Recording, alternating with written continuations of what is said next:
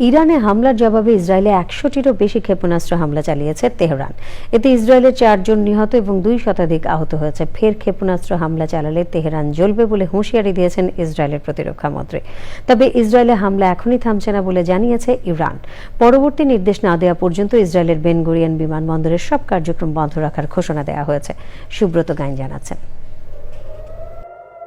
ফিলিস্তিন, Syria, Yemen, লেবাননের পর এবার ইরানে বড় পরিসরে হামলা চালিয়েছে তেল আবিব।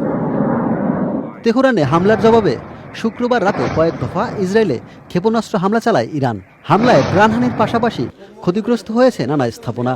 পরবর্তী নির্দেশনা না দেওয়া পর্যন্ত বন্ধ রাখা হয়েছে ইসরায়েলের বেন গুরিয়ন বিমানবন্দর। এমনকি নিরাপদ বাংকারে ইসরায়েল প্রধানমন্ত্রী বেনিয়ামিন নেতানিয়াহু সরে গেছেন বলেও বিভিন্ন গণমাধ্যমে খবর পাওয়া গেছে। ইরানকে নতুন হামলা চালানোর বিষয়ে হুঁশিয়ারি করেছেন ইসরায়েলের প্রতিরক্ষা মন্ত্রী ইসরায়েল কাইজ। তিনি বলেন, ইরান যদি ইসরায়েলে আর ক্ষেপণাস্ত্র হামলা চালায় তবে পাল্টা হামলা চালিয়ে তেহরানকে জ্বালিয়ে দেওয়া হবে।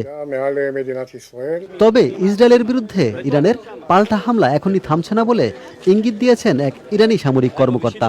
তিনি বলেন, ইরানের হামলা চলতেই থাকবে। এর প্রতিক্রিয়া আগ্রাসনকারীদের জন্য যন্ত্রণাদায়ক ও পরিতাপের হবে। প্রয়োজনে সামরিক অভিযান চালানোর ঘোষণা দিয়েছেন ইসরায়েলি প্রধানমন্ত্রী বেনিয়ামিন নেতানিয়াহু। সম্মুখ যুদ্ধে ইসরায়েলকে মোকাবিলায় ইরানের সামরিক বাহিনী প্রস্তুত।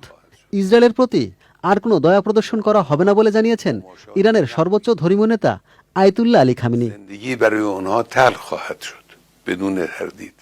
তবে চলমান সংঘাত বন্ধে দুই পক্ষকে শান্ত থাকার আহ্বান জানিয়েছেন জাতিসংঘ মহাসচিব Antonio Guterres. Subrata Gain, channel I. এই ঈদে জামা জুতো অ্যাক্সেসরিজের ডিসকাউন্ট।